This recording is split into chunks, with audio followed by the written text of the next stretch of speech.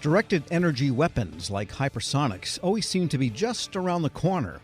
Now a unit of the Air Force Research Laboratory has finished building what it calls a diagnostic system to evaluate the performance of high-energy lasers developed by industry. The project is called GRAILE-II. That stands for Government Radiometrically Accurate Instrument for Laser Evaluation Version 2. Here with what is going on here, why it matters, from the lab's Directed Energy Directorate, Joe Cox. Dr. Cox, good to have you with us. Happy to be here. Thanks for having me. And just give us a little context here. Directed energy is something we know different military branches have been pursuing. What is the status of it now? Is there something you can put on a plane and aim it at someone and shoot it down yet? Not yet.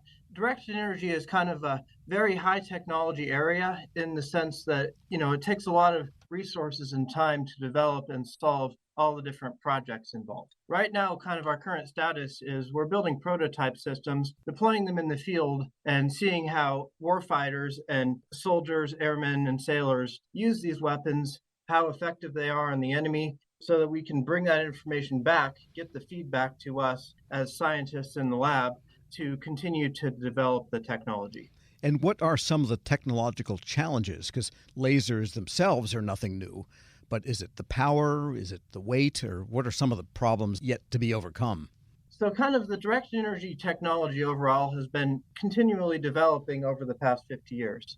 And one of the big things driving this technology is the specific weight of these weapons. By that, I mean, we want to deliver a large amount of power to our target, but we need to generate that power and deliver it effectively. And that takes a lot of size, weight, and power. And so this specific weight metric basically says how much can we deliver per unit weight. So if we have a bigger system in terms of power, can we reduce its weight so that it can fit onto an aircraft? And so in the past, we've been sort of working on reducing this. So for example, in the past, we've used our chemical lasers, such as our chemical oxygen iodine lasers, and those were about 10 times heavier in terms of specific weight versus our more recent state-of-the-art systems, such as our SHIELD system. So by reducing this weight, we can fit more power into a smaller platform and sort of bring this technology closer to being integrated into an aircraft. All right, makes sense. And tell us about the GRAILE-II system that you have built, which is more of an evaluation and assurance type of operation. What have you actually got here? So the GRAILE-II system is a laser diagnostic. And by that, I mean it's a system which is designed to make authoritative measurements of a directed energy system in terms of its power. So by this, I mean we can have some high energy laser system and it provides input into our GRAILE-II system. So based on this input, the GRAILE-II system can decide the quality of this laser, as in, does this laser produce a high quality beam?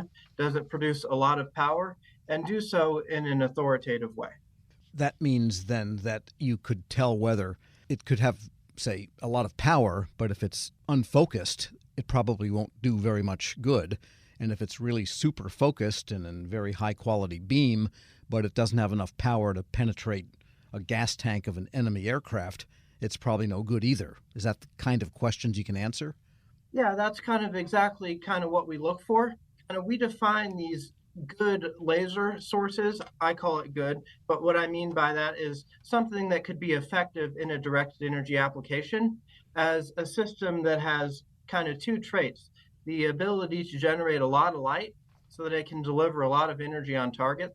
That's kind of the energy part of directed energy, as well as the ability to project this light, over several miles, several kilometers, over long ranges, and focus it onto a small target. And that's kind of the directed part of the directed energy. So when we have these two together, we can build a system of what we need for our directed energy application. We're speaking with Dr. Joe Cox, technical lead at the Directed Energy Directorate, which is part of the Air Force Research Laboratory. And how does it work? I mean, these are being developed by industrial partners of the Air Force. And so do they ship prototypes to the lab? And then you verify what they say about it, because they must have the same measurement ability, the companies, as the lab does.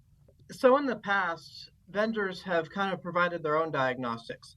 They build up some sort of measurement and conduct this measurement on their laser and then report what they find to the Air Force, to the government. This had limitations in the sense that it led to the question, could we trust that the vendors are always providing the most authoritative, the most realistic, the most representative metrics of their system to us?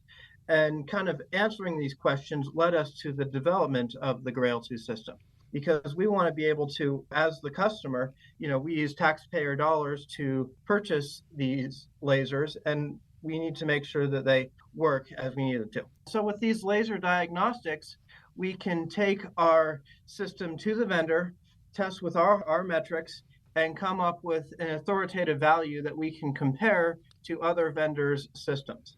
And this allows us to make a more objective decision on, how good their laser is, the quality of it, and whether their system meets our needs. Sure. So it's almost like independent verification and validation. Exactly. That's kind of an important thing as we're building more and more of these systems. We're having more and more vendors compete, work these contracts.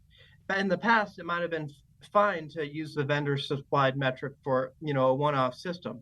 But, now we want to do these comparisons and say, okay, who do we want to work with moving forward for our larger lasers for, mass production? And having these authoritative metrics allows us to do that. Right. So in other words, you want to have much more assurance that this thing will do as promised before you go to the production level of contracting, say. Exactly. And that's kind of an important piece. I mean, yeah, we trust the vendors to an extent, but, trust but verify. Sure. If the vendors know, yeah, we're going to be testing with our diagnostics, then they're more likely to build a system which meets all of the requirements, not just the ones that are picked for this specific test. And kind of doing this can help us achieve a more robust system delivered from the vendor than otherwise. And do Air Force's particular requirements come into the equation? For example, if you are, say, a Navy laser, you might be further away, aiming at a much bigger target that's moving much slower and has much thicker skin, say, than if you're the Air Force aiming at something on the ground or another aircraft where it's moving faster, it's thinner, it's thin aluminum instead of thick steel, and the distances might be different, et cetera, et cetera. And that must figure into what it is you're testing also. Yeah, that's definitely true. So, for example, like putting a laser on an aircraft, we're in the air and the air is a lot thinner up there. And so there's less atmospheric effects such as turbulence, which can disrupt our laser and can, have different effects when we deliver the laser to the target. In other applications, such as in a sea-based application, there's salt spray and more humidity in the air, and those can affect the performance of the laser. And I imagine the power available, besides the weight and the energy, figures into this, because on a ship you can have, and even they have power limitations, but probably not the same power limitations that might be on an aircraft. Yeah, that's definitely true. And that's kind of one of the big drivers of our push for specific weight at the Air Force Research Laboratory. We want to be able to get more power into less weight so we can fit our laser onto the aircraft. Other services don't have that problem to the same extent as the Air Force, and so there's more focus on other aspects of the laser versus a specific weight. And this is really an inside the weeds question, but is there any thought that the APU on an aircraft could be continuing to run after it takes off, and that's the source of power for the laser?